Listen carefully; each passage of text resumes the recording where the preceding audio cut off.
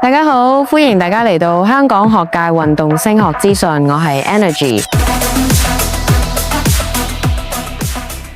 我喺運動業界教學超過20年，教過好多唔同嘅學校啊、團體啦、同機構啦，親手教過500位以上嘅學生，培育過百位教練，接觸過超過5萬個家庭。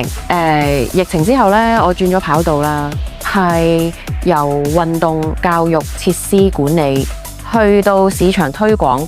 咁而家喺海外繼續拓展香港嘅業務，而香港嘅業務全靠一班合作多年嘅同事繼續運作，同埋越做越好。我而家分享嘅全部都係真實經驗同踩過嘅坑，希望幫你行少啲彎路。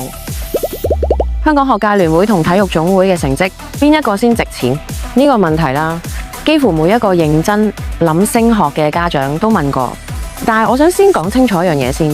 如果你只係想聽一句邊個一定好啲，其實你一開始已經問錯問題啦。因為真正嘅答案永遠都係睇你小朋友嘅定位，同埋你而家行緊邊一條路。我先講體育總會。好多人會以為體育總會成績一定對升學有利，但係實際上體育總會成績嘅主要功能係篩選，佢有3個好清楚嘅作用。第一，咁你幫總會同屬會揾到符合定位嘅學生同家長。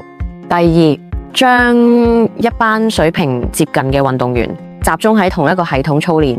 第三，集中資源，教練啦、場地啦、比賽機會啦、曝光啊，一定比一般體育會多。咁但係同時間呢，你一定要有心理準備。呢個係一個高度競爭、資源集中嘅精英系統。一句講晒，你唔嚟都大把人嚟，所以資源多唔等於一定適合你噶啦。家長一定要問自己3條問題啦：一，我小朋友本身想唔想拼；二，佢性格適唔適合被比較；三，佢心理上承唔承受到高壓競爭。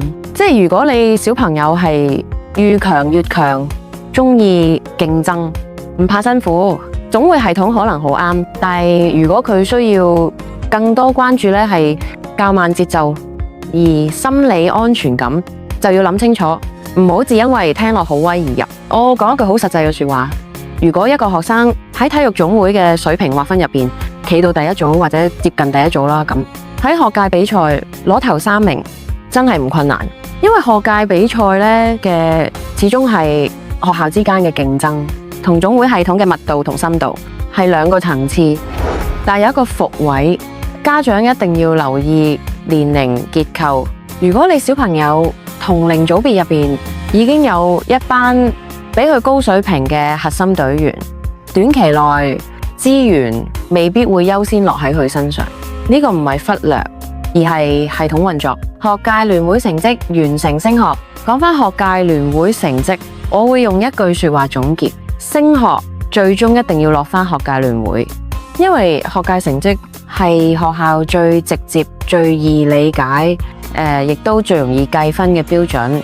如果你目標係 Band 2學校，其實你唔一定要攞冠軍，係啦，只要做到為學校取分、接力入圍、個人項目前8名，再加上能夠喺學界游到第3組以上水平，其實已經好有競爭力㗎啦。最後一個好關鍵嘅加分位呢，教練推薦信。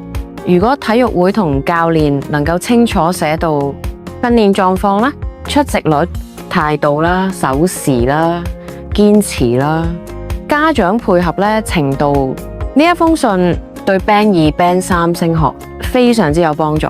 因為學校睇到嘅唔止係成績，咁而係呢個學生入到嚟可唔可以幫到校隊啊？可唔可以穩定發展啊？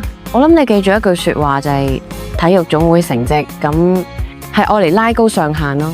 學界聯會成績係用嚟完成升學，2樣都重要，但係次序同節奏一定要因人而異啊。